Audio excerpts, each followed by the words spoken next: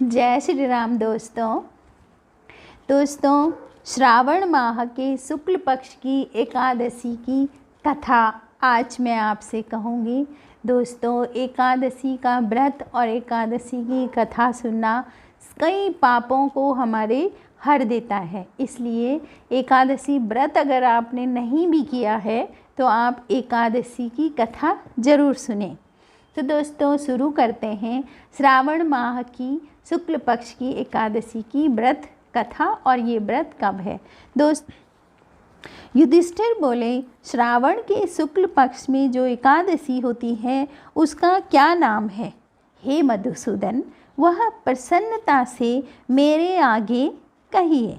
श्री कृष्ण बोले, हे राजन, पापों को हरने वाली इस कथा को मैं कहता हूँ, तुम सावधान होकर सुनो। जिसके श्रवण मात्र से ही वाजपेयी यज्ञ का फल प्राप्त होता है। द्वापर युग के आदि में महिष्मतीपुर में महिजीत नाम के प्रसिद्ध राजा राज्य करते थे। पुत्रहीन उस राजा को वह राज्य सुखकारी नहीं था, क्योंकि पुत्र रहित मनुष्य को इस लोक में तथा परलोक में सुख नहीं प्राप्त होता है। पुत्र की प्राप्ति के लिए यत्न करते हुए उस राजा को बहुत सा काल बीत गया, परंतु गृहस्थ सुख को देने वाला पुत्र उस राजा को नहीं मिला। अपनी अवस्था अधिक होते देख राजा चिंता में लीन होकर सभा में प्रजा के मध्य बोले, इस जन्म में तो मैंने पाप नहीं किया और ना ही मैंने अन्याय से उपार्जित धन भंडार में रखा, ना मैंने ब्राह्मण का धन रखा। पुत्र की भांति प्रजा का पालन किया, उचित न्याय किया, जैसे दुष्ट मनुष्य को भाई या पुत्र के समान ही दंड दिया। हे श्रेष्ठ ब्राह्मणों, मैं हमेशा धर्म के मार्ग में चला, तो भी मेरे घर पुत्र क्यों नहीं, सो तुम विचार करो। प्रजा तथा पुरोहित सहित सब ब्राह्मण राजा के हित के लिए वन में चले गए। राजा के हित के लिए उन्होंने घोर वन में एक ऋषि से मिले, जो घोर तप कर रहे थे। वे चिदानंद स्वरूप, निरामय, जितात्मा, जित क्रोध और सनातन थे। वे धर्म तत्व के ज्ञाता, शास्त्र में प्रवीण, बड़ी आयु वाले ब्रह्मा के तुल्य महात्मा लोमस ऋषि थे।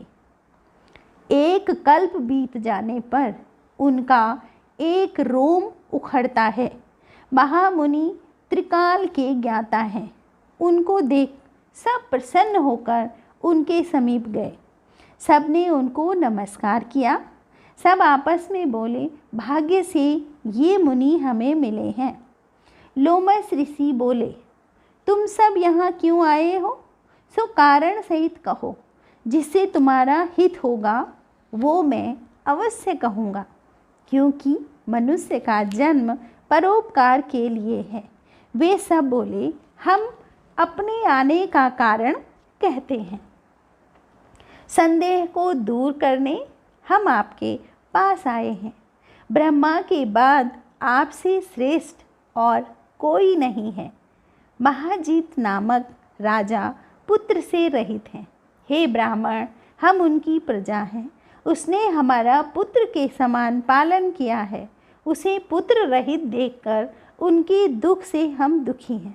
राजा के भाग्य से हमको आपका दर्शन मिला है। हे मुनि श्रेष्ठ, ऐसा उपदेश दीजिए जिससे उनको पुत्र हो।